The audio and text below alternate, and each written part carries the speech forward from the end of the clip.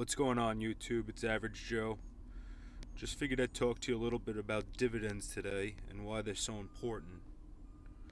Now, you see here I have Facebook, Snapchat, and Netflix. All three don't offer dividends. They are growth stocks. If you look at Netflix here, I've actually done pretty well. I'm up almost $25 a share, which is fantastic. But if you go ahead and look at a similar price, look at Apple for a sec. Apple, the returns aren't as good. But Apple is a more stable company and offers dividends. So Apple will be more resistant to a recession or a downturn, and I can still make money through their dividends. With Netflix, in order to get this money, I have to sell.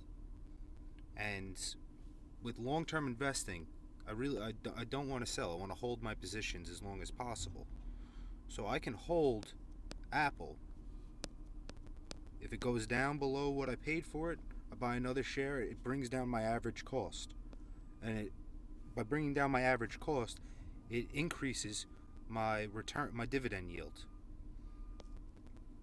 And by doing this, I'm able to hold the stock while still receiving money to invest either back into Apple or into another position that I like. And this is one of the benefits of dividends, on top of the tax ramifications. With Netflix, if I was to sell it, the money I make would fall into capital gains taxing, which is pretty much the same as your income tax. So I would probably lose about 50% of that $100 to capital gains.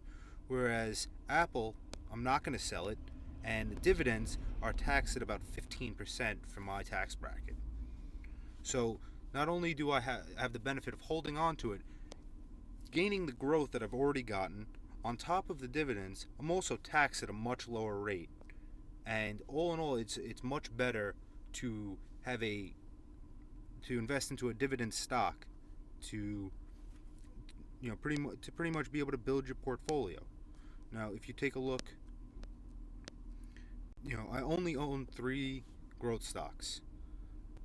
I only own 1 share of Facebook. I don't think anything's going to happen to Facebook. Snapchat is kind of speculative because, I believe in Snapchat. I think I don't believe what analysts say. I think eventually it could become, it's not going to become Facebook, but it could become a formidable foe in the social media game. And Netflix, I don't know a single person that doesn't have a Netflix account, and that's why I believe in Netflix. But they could potentially be hurt by a downturn, whereas we scroll down to dividend stocks, where you have Apple, Pfizer, Verizon, GE, Con Ed, AT&T, Johnson & Johnson, just naming a couple. And you see here, these are all dividend stocks where I believe none of these will really be crazy affected by any downturn in the market, and I have no problem holding them through if any recession or anything like that happens. I'm never going to sell my shares at Con Edison. Con Edison's one of my favorite companies. And to be honest, I would like a little bit of a dip, just so I can, just allocate a little bit more capital here without bringing up my average cost. And pretty much through, by going with this strategy of using the dividends, not only are you benefiting from not giving your money to the government, but you also are able to withdraw. They're giving you some of the money, and you can allocate that otherwhere or back into the original stock to receive more dividends.